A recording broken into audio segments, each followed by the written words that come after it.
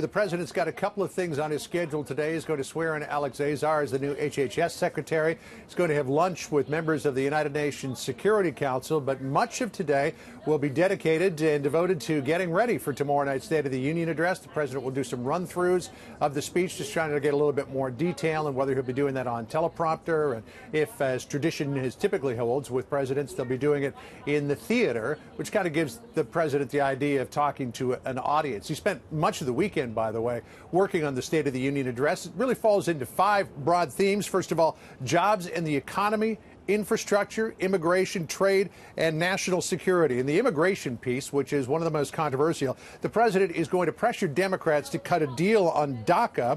The wall will be front and center in that negotiation, according to White House officials. The president wants $25 billion in total for border security, $20 billion of which will be dedicated to build the wall. In exchange, the president is offering a 10 to 12-year path to citizenship for 1.8 million so-called dreamers. Here's the principal deputy press secretary, Raj Shah, earlier today.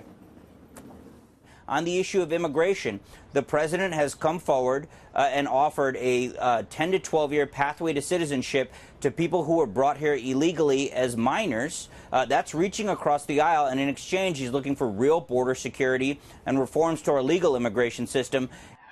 White House officials say that the tone of the speech will be very forward-looking. The president will offer it in a spirit of bipartisanship, though that may be difficult to achieve. And no word yet, Sandra, on whether the president, as tradition has held in the past, will travel across the country post-State of the Union to try to sell his policies to Middle America. I'm sure we'll hear more about that this week, John. Meanwhile, what's the likelihood that the president can get a deal on DACA and border security done? Well, you know, up until probably the end of last week, the White House was optimistic that negotiations on DACA were progressing, that, you know, both sides were coming to a better understanding of each other's positions. I checked with a White House official just a couple of minutes ago. I was told that at the moment, it looks like both sides are sort of holding in their corners to see where this is going. The text of a potential legislation should be out later on this week. Democratic leadership, though, is saying that the president's initial proposal of the 1.8 million path to citizenship in exchange for border wall, end to chain migration, and to the visa lottery system is just a non-starter. In fact, Nancy Pelosi went so far last Friday to say that the president's program was racist, which brought a sharp reaction from Raj Shah this morning. Watch this. The president put forth a plan. Let me just say what I said last night. That plan is a campaign to make America white again.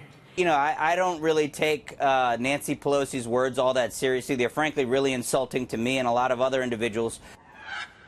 The president also taking aim on Twitter at Jay-Z after the rapper, who got shut out of the Grammy Awards last night, in an interview over the weekend said that the president did not have a good relationship with the African-American community, pointed to his comments in that Oval Office meeting about S-hole countries. The president tweeting, quote, "Somebody please inform Jay-Z that because of my policies, black unemployment has just been reported to be at the lowest rate ever recorded."